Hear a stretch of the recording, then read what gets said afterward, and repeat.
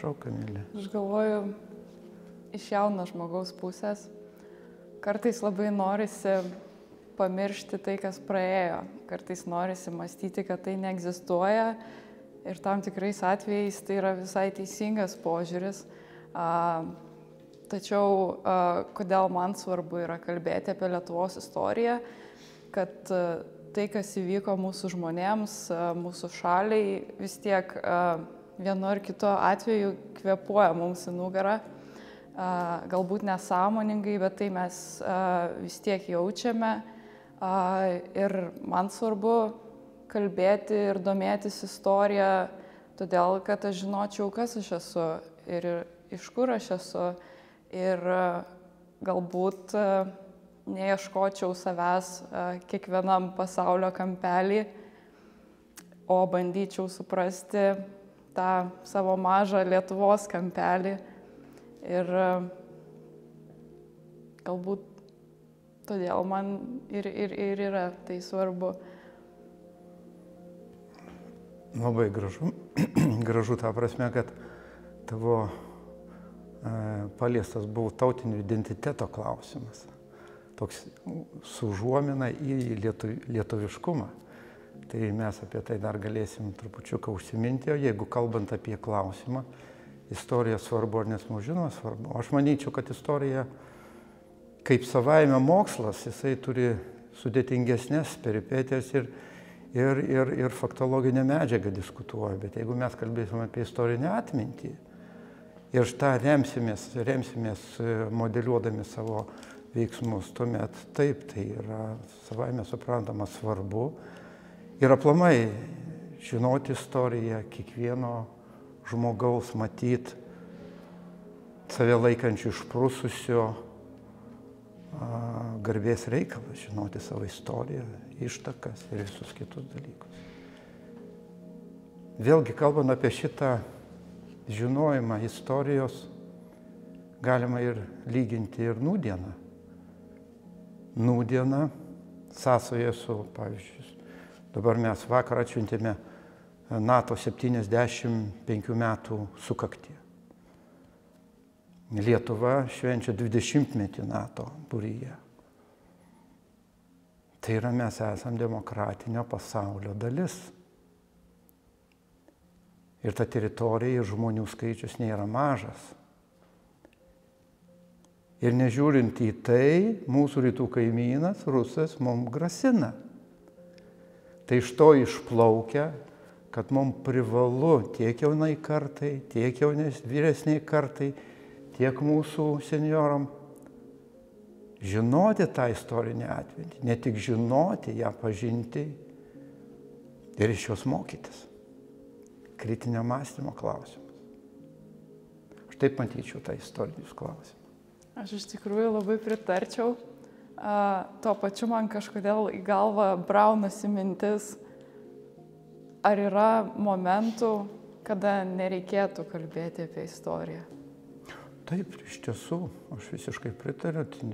Mes esam, bet aš istoriją vertinu kadangi aš ne istorikas, aš esu architektas, ir vertinu per ikonografinę raišką, per ikonologinį turinį. Ir šiuo atveju man istorija kaip istoriografijos momentas, to momento, to svarbaus, reiškia laikotarpio fiksavimo momentas. Čia yra man matyti svarbiausia ir čia įdomiausia dalis. Dar ir tokios, jeigu kalbant apie istoriją, apie istorinę atmintį, mes žinome tokias įdomias paralelės. Paminėjau NATO, paminėjau Europos Sąjungą. Įdomios paralelės gaunasi. Kai 1949 metais balandžio 4 dieną buvo jau formalizuotas NATO alijansas, 12 valstybių, tai yra balandžio 4 diena. 49 metų vasario 16 pasirašyta Lietuvos laisvės kovų sąjūdžio deklaracija. Tai yra iš esmės tas pats laikmetis, iš esmės tas pats laikotarpis, bet visiškai vertybės skirtingos. Ir kita paralelė tame, mes praeitą savaitę pažymėjom tremčių operacijos vadinamą Priboj metinės, 75 metinės, kai 1949 metais kovo 25-28 dienomis iš Lietuvos ištremta apie 32 000 gyventojų. Tai aplamai ne tik iš Lietuvos, iš Baltijos valstybių, apie 100 000 gyventojų. Tai vat lyginant tas istorijas, istorinės atmintis ir lyginant tuos vertybinius aspektus, ikonologinius aspektus, ir tu tuomet ir matai, pasikartosiu, kad mes ne tik turim žinoti tą istoriją, ją puoselėti kaip istorinę atmintį, todėl kad istorinė atmintis be mūsų atminties jinai niekas yra. Tai vat mes turbūt čia ir diskutuojam šitą prasme.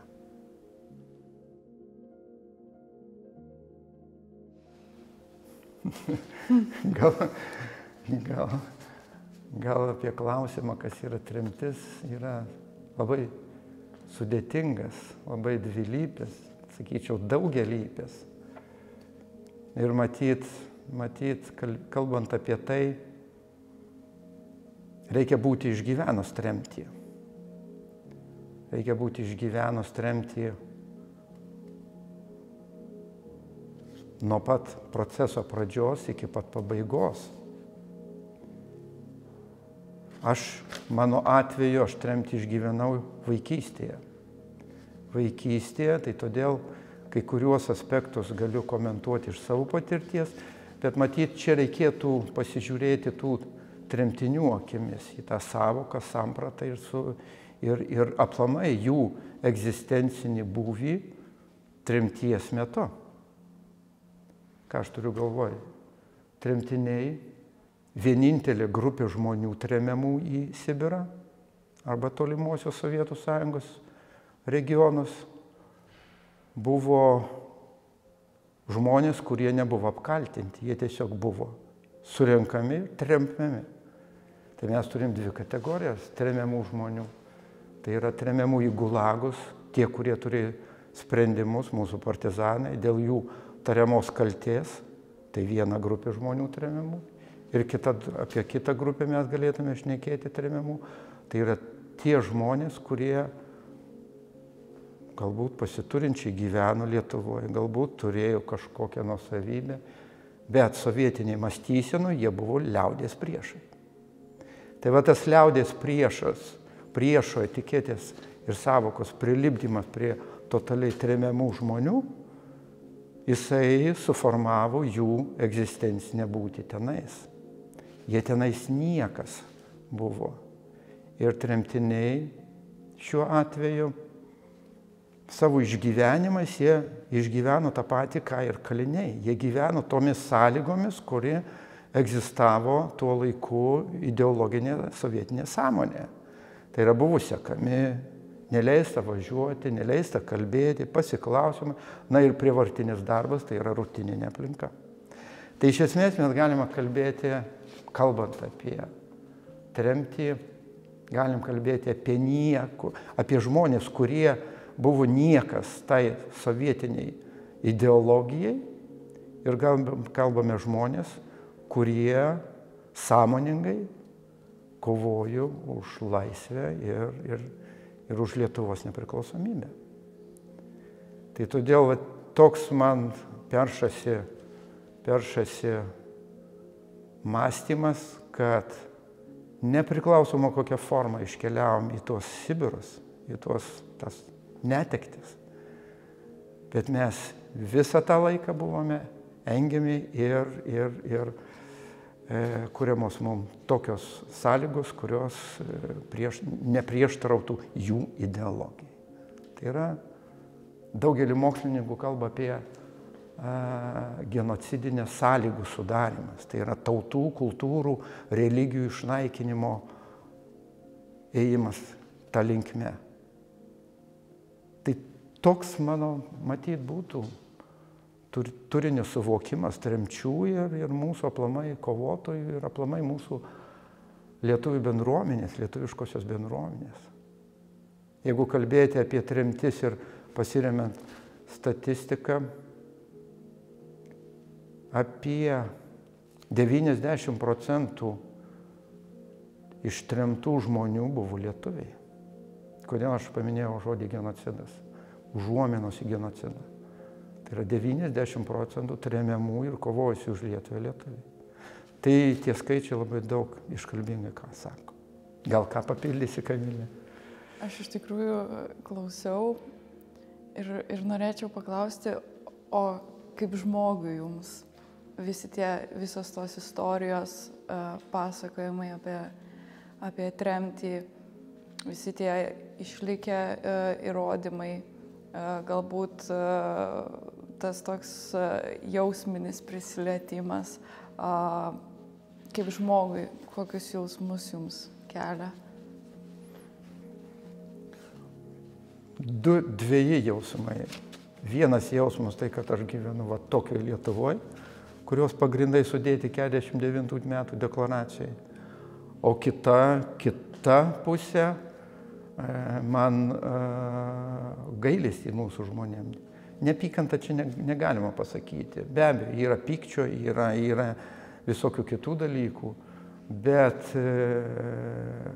kažkokios aplamai mūsų krikščioniškoji kultūra, jinai vienas iš tautinio identiteto elementų. Jinai neformuoja savo pasakojimo kerštavimo linkme.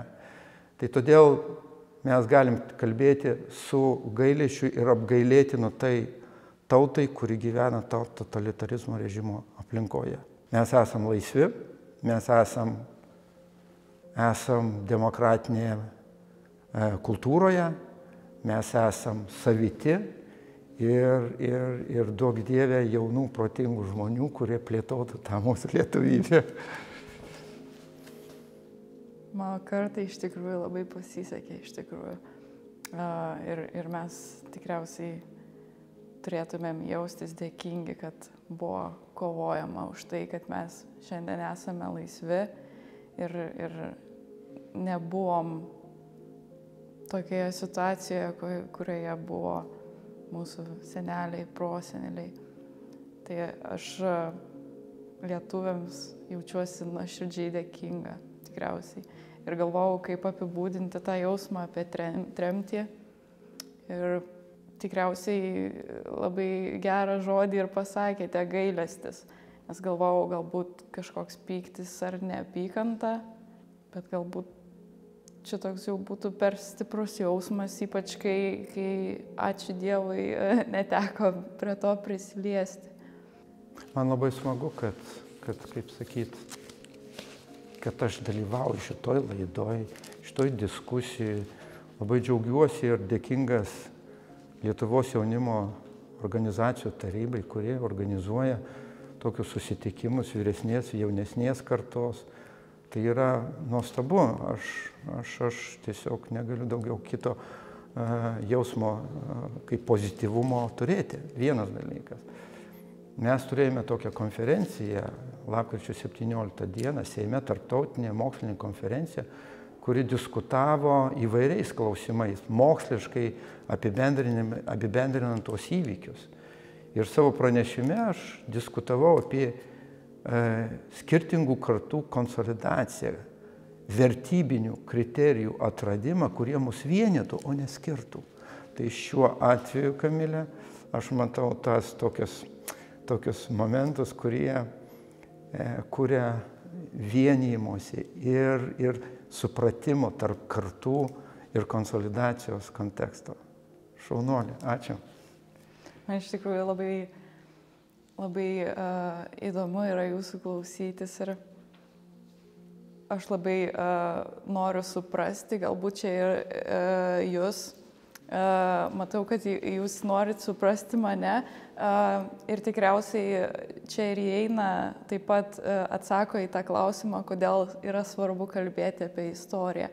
Nes mes keisdamiesi tam tikromis istorijomis atrodo ir būtent ir saugom tą istorijos svarbą. Istorinę atmintį. Istorinė atmintį. Ja, formuojame istorinę atmintį, dalyvavome istorinė atmintyje, dalyvavome vertybių puoselėjimo procese. Pritariu.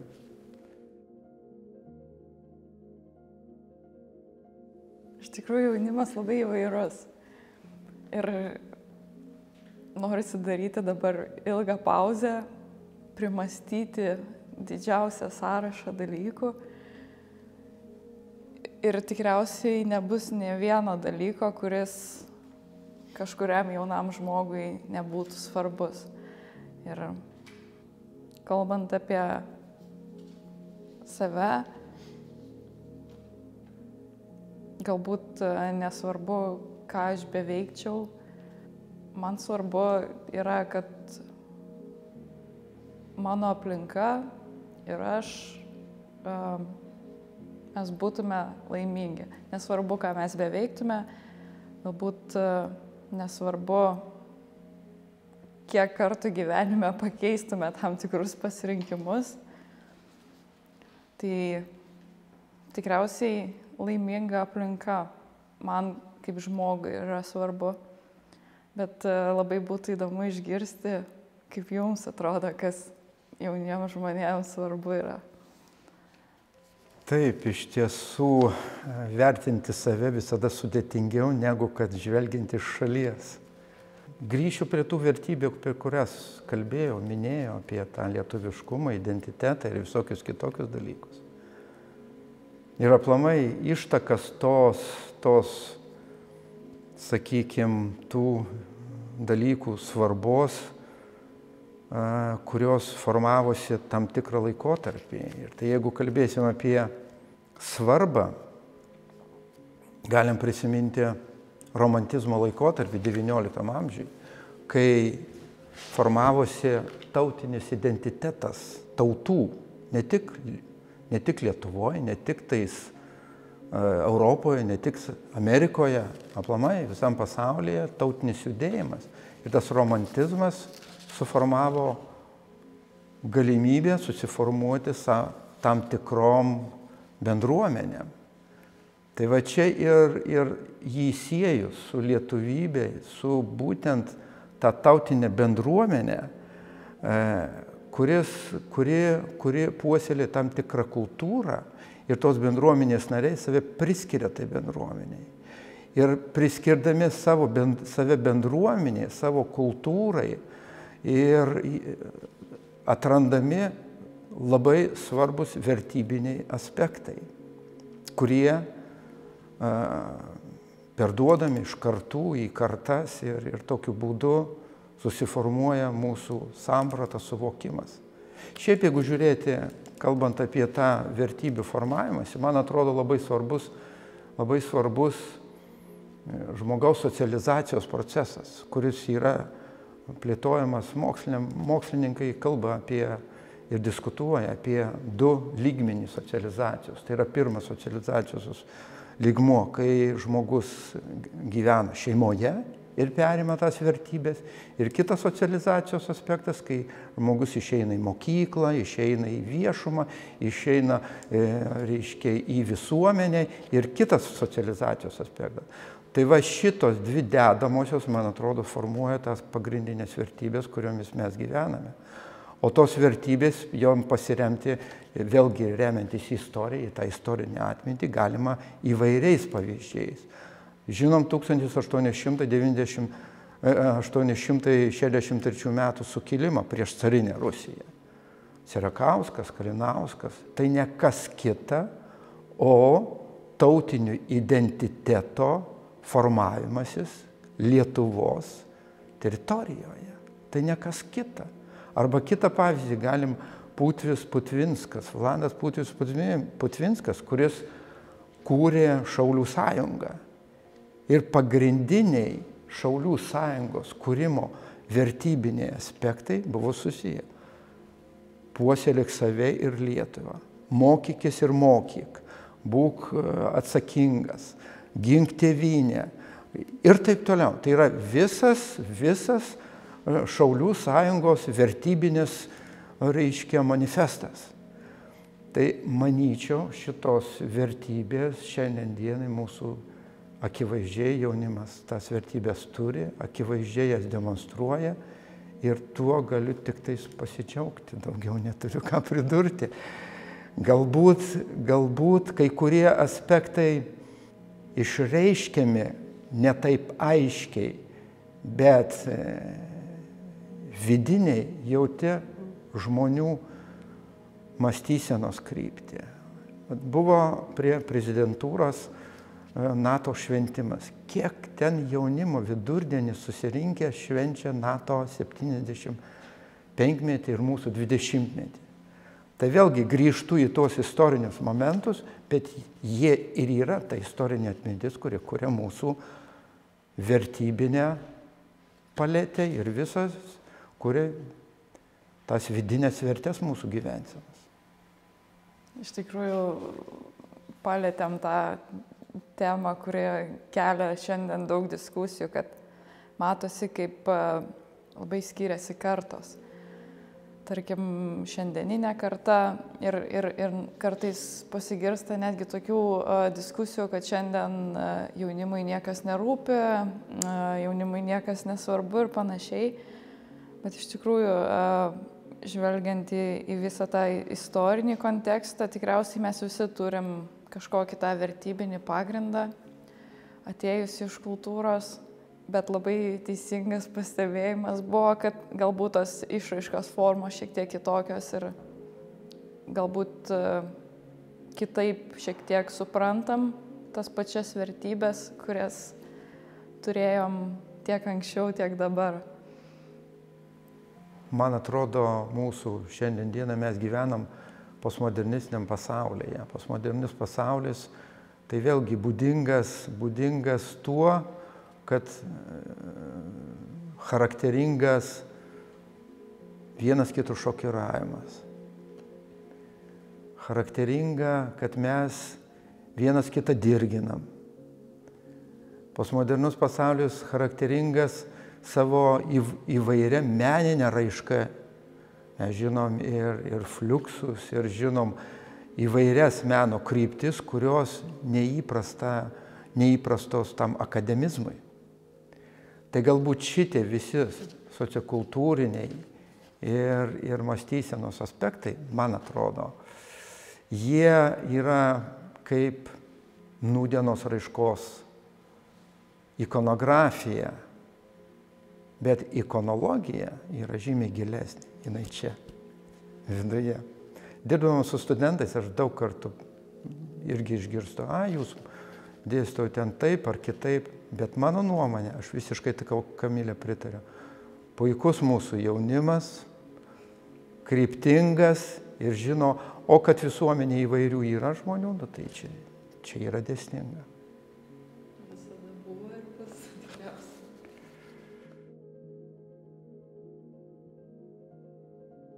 Aš tikriausiai labai žmogišką patarimą.